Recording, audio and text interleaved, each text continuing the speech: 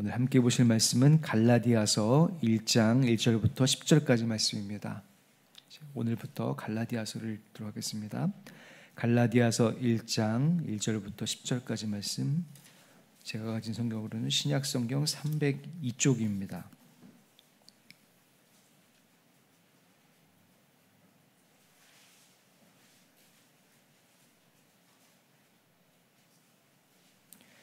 갈라디아서 1장 1절부터 10절까지 말씀을 제가 봉독하겠습니다.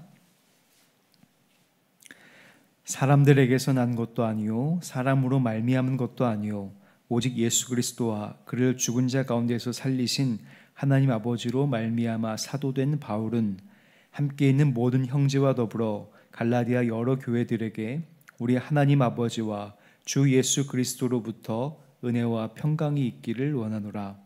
그리스도께서 하나님 곧 우리 아버지의 뜻을 따라 이 악한 세대에서 우리를 건지시려고 우리 죄를 대속하기 위하여 자기 몸을 주셨으니 영광이 그에게 세세토록 있을지어다. 아멘. 그리스도의 은혜로 너희를 부르신 이를 이같이 속히 떠나 다른 복음을 따르는 것을 내가 이상하게 여기노라.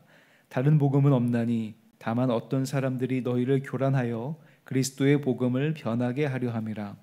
그러나 우리나 혹은 하늘로부터 온 천사라도 우리가 너희에게 전한 복음 외에 다른 복음을 전하면 저주를 받을지어다. 우리가 전에 말하였거니와 내가 지금 다시 말하노니 만일 누구든지 너희가 받은 것 외에 다른 복음을 전하면 저주를 받을지어다. 이제 내가 사람들에게 좋게 하랴 하나님께 좋게 하랴 사람들에게 기쁨을 구하랴. 내가 지금까지 사람들의 기쁨을 구하였다면 그리스도의 종이 아니니라. 아멘. 오늘도 복된 하루입니다. 주님께서 주시는 은혜가 가득한 하루가 되시기를 주님의 이름으로 간절히 축복합니다. 우리 성도님들께서 기도해 주셔서 어제까지 목회계획 세미나를 잘 다녀왔습니다. 내년도 목회계획을 잘 세우고 왔는데 내년도도 하나님께서 기뻐하시는 우리 교회가 되고 또 우리 목회자들을 위해서 꼭 기도해 주셨으면 좋겠습니다. 오늘부터 갈라디아서를 읽습니다. 이 갈라디아서는 사도 바울이 갈라디아 지방에 쓴 편지입니다. 갈라디아서는 아주 중요한 편지인데요. 종교개혁을 이끈 마틴 루터가 이 갈라디아서를 굉장히 사랑하기도 했습니다. 서신 중에서는 가장 뛰어난 책이라고 생각을 밝히기도 했고요. 이 종교개혁의 핵심인 그 이신칭의 오직 믿음으로 의롭다 칭함을 받는다, 믿음으로 의롭게 여겨진다라고 하는 것이 이 갈라디아서에 잘 담겨 있기 때문입니다. 또한 사도 바울의 어떤 투쟁하는 심정이 담겨 있는 편지이기도 합니다. 결연한 심정이 담겨 있지만 그의 결론은 한없이 기쁘고 감격스럽습니다. 이 갈라디아서의 주제를 한마디로 말씀드리자면 우리는 은혜로 말미암아 구원을 받았고 은혜로 살아야 된다라고 요약할 수 있을 겁니다. 갈라디아서를 읽으면서 그래서 꼭 기억해야 될 단어가 있다면 바로 은혜입니다. 모든 것이 다 은혜이고 은혜 아닌 것이 없습니다. 그리고 은혜가 아닌 것을 이야기하면 그건 잘못된 것이라고 갈라디아서에서는 아주 분명하게 이야기하고 있습니다. 그래서 은혜라는 단어를 새기고 갈라디아서를 읽어가시면서 내가 받은, 자신이 받은, 우리 성도님들이 받은 은혜를 떠올리시면 아마 최고의 갈라디아서 읽기가 될 것이라고 생각이 됩니다. 1절 말씀부터 보도록 하겠습니다.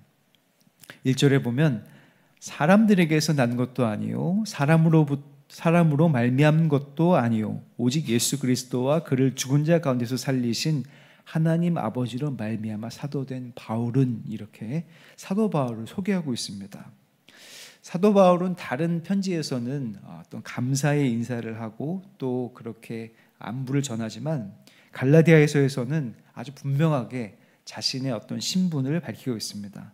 나는 사람들로부터 비롯된 것도 아니고 사람부터 말미암은 것도 아니라 오직 예수님으로부터, 하나님으로부터 말미암은 사도되었다라고 이렇게 자신을 정의하고 소개하고 시작을 합니다. 어떻게 보면 투쟁에 앞서서 비장함이 느껴지는 그런 표현이기도 한데요. 바울의 서신서를 읽으시면서 느끼시겠지만 바울은 많은 지면을 할애해서 자기 자신이 누구인지 자신의 정체성을 설명하는데 굉장히 많은 노력을 기울이고 있습니다. 다른 사도들은 사실은 이런 노력을 기울일 필요가 없었습니다. 왜냐하면 베드로나 요한 같은 경우 예수님이 십자가를 지시기 전부터 직접 배웠고 그것은 그리스도인이라면 그 사실을 웬만하면 다 알고 있었기 때문입니다. 하지만 사도 바울은 달랐습니다. 자신의 어떤 체험 가운데 개인적으로 예수님을 만났죠. 초기 그리스도인들이 예루살렘에 모여서 회의를 하고 또 사도 바울은 그때 인정을 받고 복음 전파를 위해서 파송을 받았지만 그 사실을 잘 모르는 이들은 이 사도 바울에 대해서 당연히 의심이 갈 수밖에 없었습니다. 그런 이들에게 사도 바울은 자신의 사도됨이라고 하는 것이 아주 분명하고 확신 있게 자신을 설명을 합니다. 그래야 자신이 가르치는 진짜 복음, 예수님에 대한 복음을 잘 설명할 수 있고 전달할 수 있었기 때문입니다. 갈라디아 지방에 있는 모든 이들에게 은혜와 평강을 전하고 예수 그리스도를 찬양한 뒤에 바울은 아주 바로 본론으로 들어가 갈라디아 지방에 있는 교회들의 문제점을 분명히 지적합니다. 6절부터 9절까지 계속 반복되는 단어가 있는데요. 그것은 바로 다른 복음이라는 말입니다. 다른 복음, 다른 복음, 다른 복음을 계속 이야기하면서 아주 구별하고 있죠. 사도 바울은 단도직입적으로 갈라디아의 여러 교회를 어렵게 하고 복음을 왜곡시키는 것이 바로 다른 복음, 그리고 다른 복음을 전하는 이들이라고 단언합니다. 한글로는 다른 복음이라고 표현되어 있지만 원어로 보면 6절과 7절의 다른 복음할 때 다른은 좀 다른 단어로 표현되어 있습니다. 6절의 다른은 헤테로스라고 하는 단어, 두 번째 다른은 알로스라고 하는 단어로 표현되어 있는데요. 같은 뜻인데 단어만 다르게 쓰였다라고 보는 견해도 있는가 하면 6절의 다른 헤테로스는 질이나 어떤 종류가 다른 그런 표현이고 7절의 알로스의 다른은 종류는 같지만 첫 번째 복음, 두 번째 복음, 세 번째 복음 이렇게 앞에 숫자가 다른 것을 말한다고 보는 견해도 있습니다. 중요한 것은 사도 바울이 전하는 복음, 이것이 전한 복음과는 달리 복음이 아닌 뭔가 이상한 복음을 전하고 있다라고 아주 강조하고 있는 것이죠. 성도님들은 갈라디아서를 읽으시면서 혹은 다른 서신서를 읽으시면서 어떤 의문을 가진 적은 없으십니까? 왜 예수님을 믿고 다른 구원받는 것에 대해서 다른 복음이 있을 수 있나? 그 당시 초기 기독교인데 왜 다른 복음이 나타났을까? 사도 바울이 전해주고 다른 사도들을 통해서 전해들은 복음이 같은데 왜 다른 복음을 이해하는 이유가 뭘까? 이런 어떤 질문이 들 수가 있습니다. 요즘에도 이단들이 횡행하는데 과거에도 역시 마찬가지였습니다. 다만 과거에는 이단이라고 하는 그 이름으로 비난받는 이들이 아닌 뭔가 신앙적으로 굉장히 고상해 보이고 또 대단해 보이는 이들이 다른 복음을 전파하는 경우가 많았습니다. 구원받기 위해서 뭔가 고상하고 엄청난 노력을 기울여야 얻을 수 있는 것이 구원이다라고 잘못 설명하고 있었던 것이죠. 복음을 왜곡하고 더 무거운 짐을 지우는 이들이었습니다. 사도 바울이 말하는 그 다른 복음, 그렇게 뭔가 고상해 보이고 엄청난 짐을 지우는 이들이 굉장히 영향력이 있었습니다. 교회를 흔들어 놓을 만큼 설득력이 있었고 많은 사람들을 혼란에 빠뜨렸기 때문입니다. 10절에 보면 다른 사람들을 기쁘게 하려면 사람들을 기쁘게 하려고 하냐면서 자기 자신이 하나님께 속한 복음, 사람들을 기쁘게 위한 복음이 아니라고 사도 바울이 반문하고 있는데요. 사도 바울이 전한 복음은 분명히 많은 이들에게 환영을 받는 복음이었습니다. 유대인들뿐 아니라 이방인들도 교회로 초청하는 그런 복음이었던 것이죠. 유대인 그리스도인들이 예수님을 믿으려면 유대교의 전통, 율법이라든지 할례라든지 같은 것도 받고 지켜야지만 그리스도인이 될 수 있다라고 주장하는 반면에 사도 바울은 그런 것이 필요가 없고 예수님을 믿는 믿음만 있으면 다 구원받을 수 있고 교회로 들어올 수 있다라고 했으니 환영할 만하죠. 하지만 사도 바울은 그것이 사람의 인기를 얻기 위함이 아니라 하나님으로 말미암아 복음을 전하게 되었다고 아주 분명히 강조하면서 다른 복음에 대해서는 강한 표현으로 막고 그것을 단절하고 있습니다. 8절에 보면 천사라도 저주를 받을 것이다. 9절에 보면 이 저주를 받을 것이라는 것이 다시 한번 반복되고 있는데 이 저주를 받을 것이다라고 하는 표현이 성경의 어감으로는 잘 와닿지 않는데 우리나라 말로 따지자면 너는 벼락 맞아 죽을 거다. 이런 식으로 아주 그 극단적인 말로 그들에게 악담을 퍼붓는 그런 말이었습니다. 그렇게 해서라도 사도 바울은 이 다른 복음을 막아야 했고 혼란스러워하는 이들에게 분명한 복음을 증거할 필요가 있었던 것입니다. 아까 말씀드렸던 것처럼 사도 바울이 말한 다른 복음은 예수님을 믿는 믿음에 율법이나 할례를 지켜야 되는 것을 더한 것을 의미합니다. 사실 예수님을 믿으면서 유대인들이 율법을 중요시 여기는 게 큰 문제인가? 그게 정말로 대단한 문제인가라고 생각할 수 있을 겁니다. 하지만 율법이나 할례를 중요하게 여기는 태도는 마치 예수님을 믿으면서 이 기도는 몇 시간 해야지 천국 가? 혹은 성경은 몇 번 읽어야지 천국 가? 헌금을 얼마 해야지 천국 가? 전도는 몇 명 해야지 천국 가? 이렇게 얘기한 것과 같습니다.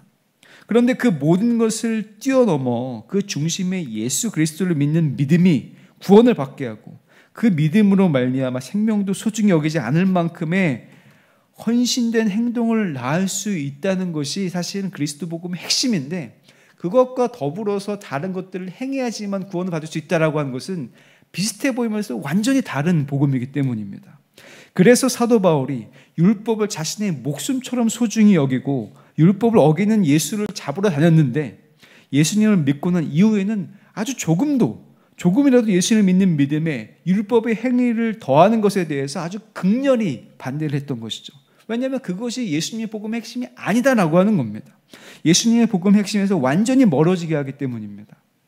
오늘날의 이단들도 마찬가지입니다. 이단들 중에서 예수님을 이야기하지 않는 이단들이 없어요. 다 예수님에 대해서 이야기를 합니다. 예수님 믿는 믿음에 대해서 이야기를 합니다. 그런데 거기에다가 한 가지를 더한다라고 하는 것이죠. 예수님을 믿어야 되는데 그 이후에 오신 예언자가 바로 이분이야. 그 이후에 오신 목자가 바로 이 참된 목자야라고 하면서 다른 사람이나 다른 것들을 소개한다라고 하는 것이죠. 또 예수님을 믿는 믿음 이외에 뭐 어떤 행동을 해야 되거나 어떤 그런 선한 삶을 살아야 되거나 고행이나 다른 어떤 것들을 해야지 구원을 이야기하는 사람들이 있습니다. 신천지는 무슨 시험을 치죠. 그래서 시험을 쳐서 시험에 합격한 사람들이 14만 4천 명이 들어간다 이렇게 이야기를 하기도 합니다. 이들은 모두 다 복음을 왜곡시키는 이들입니다. 예수님을 믿는 믿음으로 구원을 얻는다는 것에 무엇이라도 첨가하거나 뺀다라고 한다면 오늘 사도 바울이 말한 다른 복음에 해당된다라고 하는 것이죠.